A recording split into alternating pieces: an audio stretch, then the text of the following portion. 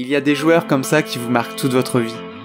917 matchs disputés, 411 buts, 236 passes décisives, souliers d'or, champion du monde d'Europe, des trophées, des records et des distinctions personnelles qui n'en finissent plus.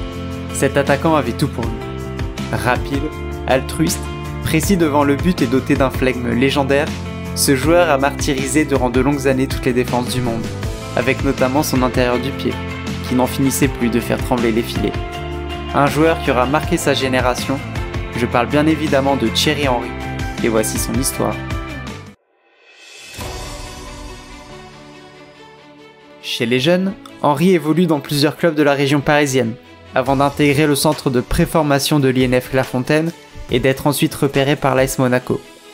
À tout juste 17 ans, Henry débute sa carrière professionnelle sous les couleurs de la Principauté, après une saison plus que convaincante chez les moins de 17 ans, où il inscrira 42 buts. Sa progression chez l'équipe première se fait lentement. 8 apparitions, 3 buts, c'est le temps de la découverte pour Henry qui côtoie d'autres gros noms du foot, comme Thuram, Petit, Anderson ou encore Arsène Wenger, qu'il côtoiera durant de longues années. En voyant ses 2 premiers buts chez les pros, on peut déjà déceler chez lui un talent certain. Pour le premier, c'est tout en finesse. Un dribble sur le gardien, du sang-froid, un intérieur du pied, et c'est le but comme bien souvent avec lui. Pour le deuxième, en renard des surfaces, il vient conclure une rapide contre-attaque. Toujours bien placé, toujours là où il faut. Sa 3e saison est cependant tout autre. De plus en plus titulaire, il marque 9 buts et distribue 8 passes décisives durant la saison, gagnant même au passage son premier titre majeur, le championnat de France, en étant élu meilleur espoir du foot français. C'est à ses 20 ans qu'il connaîtra sa première convocation en équipe de France, et fait ses premiers pas en Ligue des Champions. Une fois encore, avec Henry, c'est simple. Premier match dans la plus prestigieuse des coupes européennes, c'est 2 buts face au Bayer Leverkusen. Et il se révèle un peu plus aux yeux de l'Europe, notamment grâce au beau parcours de l'AS Monaco dans la compétition, atteignant la demi-finale perdue face à la Juventus. Ses performances et son duo avec David Trezeguet lui valent d'être appelé pour disputer la Coupe du Monde 98 en France. Premier match de la compétition, premier but. Deuxième match, premier doublé contre l'Arabie Saoudite. Je vous l'ai dit, avec Thierry Henry, tout va toujours très vite. Bien qu'il soit plus discret lors des matchs à élimination directe, il ne manque pas de sang-froid pour transformer son penalty en quart contre l'Italie. En finale, il ne joue aucune minute. La faute sans doute au carton rouge de Marcel Desailly, contraignant Aimé Jacquet à renforcer sa défense. Malgré tout, Thierry Henry est champion du monde à seulement 20 ans et attire les plus grands clubs européens. Son choix est pourtant clair. Il souhaite rester à Monaco mais partira finalement à la période de transfert hivernal en 99 où il rejoindra la Juventus de Turin contre une somme record de 16 millions d'euros. Henry avait tout pour réussir dans ce club historique d'Italie, avec des joueurs de renom comme Davids, Deschamps, Inzaghi et bien sûr Zidane. Le championnat d'Italie est l'un des plus compétitifs à la fin des années 90. Chaque match se joue à couteau tiré, avec notamment le grand Milan AC de Berlusconi. Et pourtant, son aventure chez la vieille dame ne durera que 6 mois. Replacé sur le côté gauche de l'attaque, devant multiplier les retours défensifs, intégré dans un dispositif à 3 défenseurs qui ne collent pas avec ses qualités, Henry quitte la Juventus pour rejoindre son amour de toujours, Arsenal. Et à partir de ce moment-là, autant être clair, on va rentrer dans une toute autre dimension.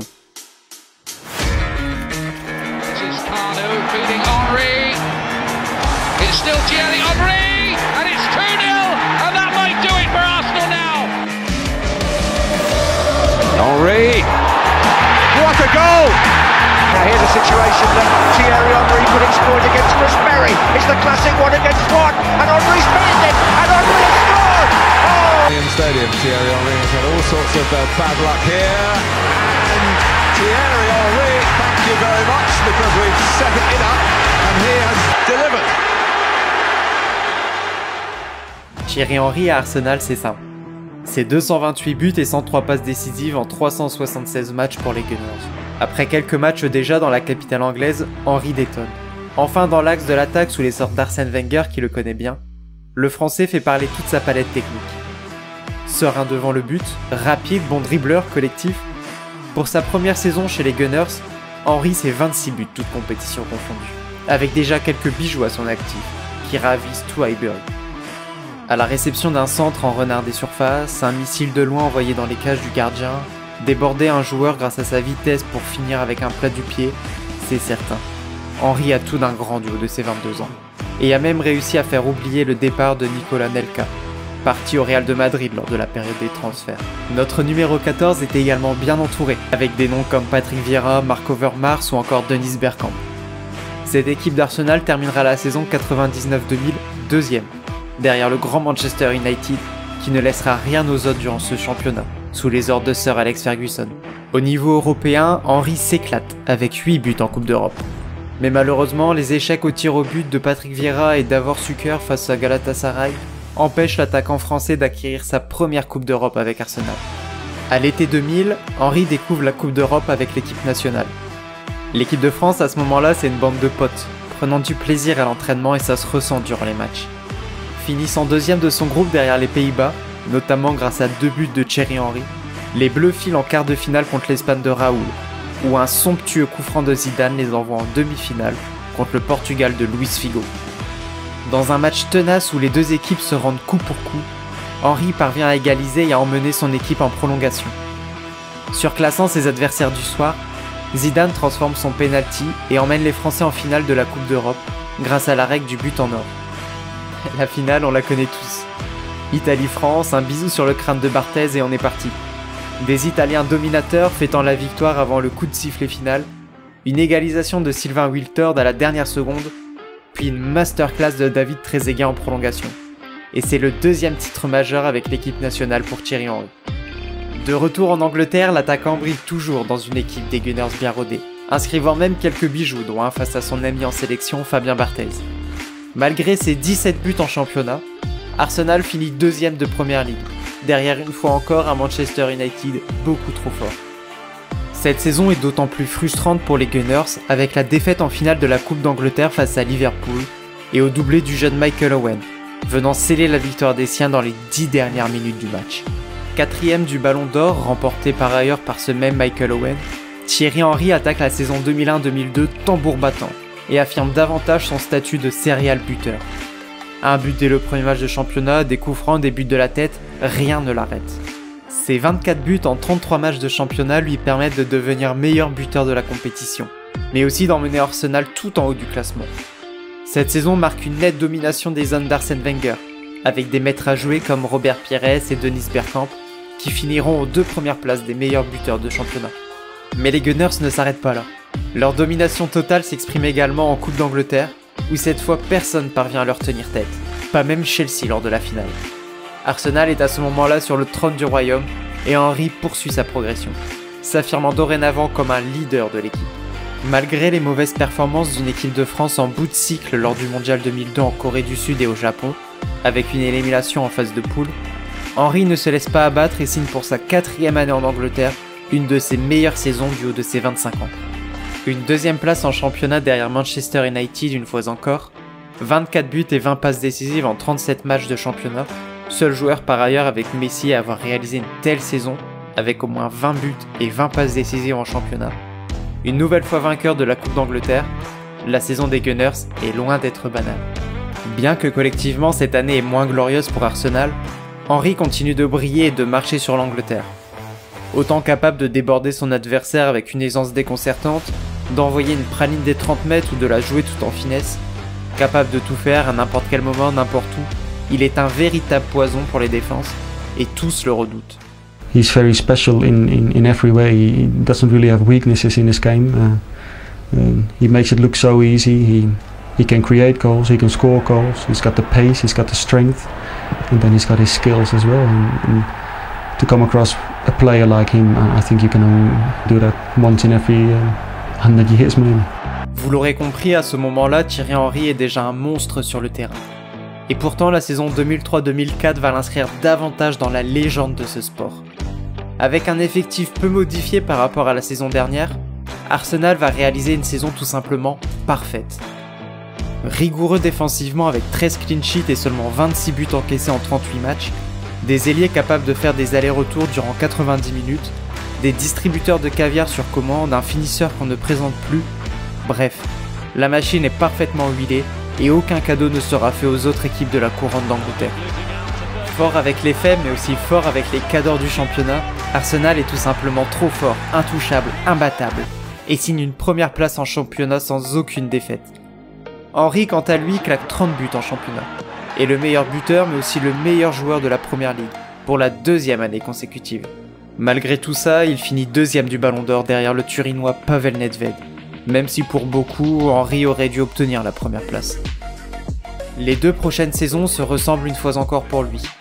Avec 52 buts et 20 passes décisives en 64 matchs de championnat, Henry mène l'attaque des Gunners et finit 2 fois sous leader consécutivement. Pour la saison 2005-2006, le départ de Patrick Vieira pour la Juventus amène l'attaquant français à devenir capitaine de l'équipe et assume dorénavant pleinement son rôle de leader. Sa saison est d'autant plus belle pour lui qu'il devient, un soir de 18 octobre 2005, le meilleur buteur d'Arsenal après son doublé en Ligue des Champions face au Sparta Prague, devançant ainsi la légende Ian Wright et ses 185 buts. Et puis, comment parler de cette saison et de ses buts sans parler de ce coup franc? Contre Wigan, Henry veut tirer rapidement mais l'arbitre l'en empêche. Qu'à cela ne tienne, le Français un peu excédé tire et le ballon finit au fond des filets, ce qui entraînera une célébration arrogante envers l'arbitre, devenue maintenant mythique. À part ça, la saison 2005-2006 est terne pour le club de la capitale. Distancé en championnat à la 4e place, Arsenal se concentre finalement sur le camp pour Henry. La phase de poule est relativement tranquille. Les Gunners finissent premiers avec 16 points, loin devant l'Ajax d'Amsterdam 2e. Cette première place leur vaut de retrouver le Real de Madrid dès les 8e de finale. Ces derniers ayant fini derrière l'Olympique Lyonnais, ayant même concédé un 3-0 à Gerland avec un Juninho de gala ce soir-là. Casillas. Il a devant lui un mur à 3, elle tente la frappe. Le voilà. Et Roland Courbis avait raison. Coup franc de Juninho. Quelle frappe de Juninho. Face aux Galactiques et des dizaines de milliers de supporters madrilènes, le numéro 14 marque le seul but dans cette double confrontation. Résistant aux défenseurs, étant rapide, lucide, clinique dans la finition et la célébration charriant les adversaires, ce but résume à lui seul toute la carrière du joueur. Son flegme légendaire ressort également sur cette contre-attaque où Henry, à la 90e minute, fait un grand pont sur Ramos, évite le tacle d'Alvaro Meria, protège le ballon au point de corner et réclame la remise en jeu avec une décontraction déconcertante. Encore buteur en quart de finale contre la Juventus de son ami Patrick Vieira, Henry devra compter lors de la demi-finale contre Villarreal sur une certaine réussite, avec ce pénalty repoussé et un but refusé pour une position de hors-jeu. Le but de Touré est quant à lui bien validé pour les Gunners, ce qui les emmène en finale de la compétition pour la première fois de leur histoire. Voilà, nous y sommes. Henry dispute sa première finale de Ligue des Champions au Stade de France, face à une équipe barcelonaise composée des meilleurs joueurs de l'époque. Ronaldinho, Eto'o, Puyol, Deco, l'armada blaugrana est trop importante. Trop forte dans une finale jouée à 10 pour les hommes d'Arsène Wenger depuis la 18e minute et l'expulsion de leur gardien Jens Lehmann. Une déception très grande pour le Français qui se sentait investi d'une mission et qu'il n'a jamais vraiment digéré. En juin 10 contre 11, c'était compliqué de lutter contre Barcelone. On a eu quelques opportunités et des ballons que j'aurais pu mettre au fond, mais franchement, à 11 contre 11, je pense qu'on les aurait battus. La fin de saison en championnat marque la fin d'une époque, avec les adieux au stade mythique de Highbury, où Henry, un peu à sa manière, fait ses adieux à cette pelouse, en y inscrivant un triplé. Âgé de 28 ans et courtisé par de grands clubs européens, Henry fait le choix de rester à Arsenal pour la saison 2006-2007. Cette décision est prise avant de s'envoler vers l'Allemagne, où l'attend la Coupe du Monde avec l'équipe de France. 2 buts en poule face à la Corée du Sud et le Togo, puis un but mythique face au Brésil sur un délice de centre de Zidane, qui délivre là sa seule et unique passe décisive pour Henry. L'attaquant français est le meilleur buteur de l'équipe durant cette compétition, mais perd une nouvelle fois une finale cette année-là face aux Italiens au tir au but, et voit ses espoirs pour le Ballon d'Or s'envoler, avec le sacre du champion du monde Cannavaro. La dernière saison à Londres pour Henry est plus délicate, notamment dû à un effectif largement remanié, des blessures à répétition qui l'obligent à s'absenter des terrains et à ne disputer que 17 matchs de championnat pour 10 buts, ce qui reste malgré tout un ratio de buts par match très honorable. Ces blessures ne freinent pas les intérêts des grands clubs, notamment celui de Barcelone qui débourse 24 millions d'euros pour s'attirer les faveurs de l'attaquant. Mais là-bas, rien n'est comme à Arsenal. N'étant plus la star de l'équipe et devant même parfois occuper le côté de l'attaque qu'il détestait tant à la Juventus, Henry doit faire des concessions pour avoir du temps de jeu. et se mettre davantage au service de l'équipe. Pour sa première saison pourtant, le numéro 14 claque 12 buts en championnat et apprend beaucoup avec la philosophie de jeu des Blaugrana. Mais le Barça, quand je suis passé là-bas, franchement, j'ai réappris le foot. Tu dois rester à ta place. Reste à ta place là, reste à ta place là. Viens pas dans ma zone. Reste dans ta zone. Ici, c'est ma zone. Mais le plus important cette année-là se passe du côté de l'équipe de France, où Henry, un soir d'octobre 2007 contre la Lituanie, bat le record de buts de Michel Platini. Récemment dépassé par Olivier Giroud avec ses 52 buts, et très certainement par Kylian Mbappé dans les années à venir, Henry a tenu ce record de 51 buts durant 15 longues années. Sa deuxième saison en Espagne est bien meilleure, aussi bien individuellement que collectivement. Il marque 19 buts en 24 matchs de championnat, finit champion d'Espagne et gagne également la Copa del Rey, après une victoire 4-1 contre l'Athletic Bilbao. Mais surtout, Henry retrouve la finale de la Ligue des Champions, un des trophées qui lui manque dans son immense palmarès. Aligné devant avec Eto'o et Messi, Henry voit son équipe asseoir sa domination contre des Mancuniens totalement impuissants et soulève pour la première et unique fois de sa carrière la coupe aux grandes oreilles qui lui manquait tant. Henry a dorénavant tout gagné, mais âgé de 32 ans, le meilleur de sa carrière est derrière lui. Lentement, le déclin approche et l'ancienne star de tout un pays devient bientôt le parjuré de la presse française, scandalisé pour une main nous emmenant à la Coupe du Monde en Afrique du Sud. Alors qu'il faut être honnête, tous les amateurs de foot français étaient ravis de la qualification, qu'importe le moyen. Moqué, mis sur le banc en équipe de France, il assiste à la Coupe du Monde désastreuse en Afrique du Sud et sera éliminé dès les phases de poule. Triste fin pour ce joueur qui aura marqué de son talent cette équipe durant de longues années. Relégué aussi sur le banc du côté de Barcelone, Henry décide de partir aux États-Unis et de rejoindre les New York Red Bulls. Son souhait ? Redevenir LE joueur important d'une équipe et surtout retrouver du plaisir. Pourtant là-bas, sa première saison n'est pas incroyable. Bien qu'il nous serve toujours sa spéciale intérieure du pied, il ne marque que 17 buts en 41 matchs. Cependant, à la fin 2011, une rumeur se répand. Henry serait de retour à Arsenal. Personne n'y croyait, et pourtant il fait bien son retour durant la pause en MLS en janvier 2012 pour une dernière danse. Je faisais mes trucs, quoi. Après je pars en vacances, 10 jours, je reviens, je m'entraîne, je repars en vacances, 10 jours. Puis Arsène il me fait... Ça te dirait de revenir ? Le premier match de Henry débute sur le banc face à Leeds en FA Cup. Dans un match plutôt terne, tout l'Emirates Stadium se met à vibrer lorsque le dorénavant numéro 12 remplace Marouane Chamakh dans les 20 dernières minutes. Et comme dans un conte de fées, ce qui devait arriver arriva. Chance, goal!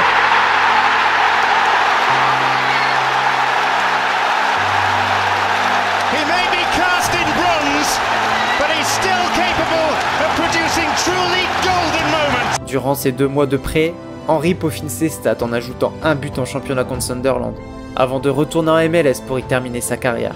3 saisons, 35 buts et 28 passes décisives, le Français est toujours aussi irrésistible avec ses lobes, ses tirs en finesse ou encore ses frappes surpuissantes. Il profite de chaque match et prend du plaisir sur les terrains américains. En décembre 2014, c'est le clap de fin pour Henry, qui raccroche les crampons après 20 ans dans le monde professionnel. Une chose est sûre, c'est que notre Titi national savait y faire avec le ballon. Percutant, fort dans les duels, clinique devant le but, ayant tout gagné sur son passage, l'attaquant français a marqué toute une génération et toute une époque. Du joueur plein de promesses à Monaco à joueur superstar en fin de carrière en MLS, en passant par Arsenal et Barcelone bien évidemment, il n'y a pas à dire. Henry en a fait du chemin. Pour certains, il est le meilleur attaquant de l'histoire. Pour d'autres, il est celui qui les a fait rêver avec un dribble, un but ou encore une célébration. Henry était un de ces joueurs qui avait une aura. Ce petit plus qui faisait toute la différence sur un terrain. Avec tout ce qu'il a accompli, il n'y a plus qu'une chose à dire. Merci, Monsieur Thierry Henry.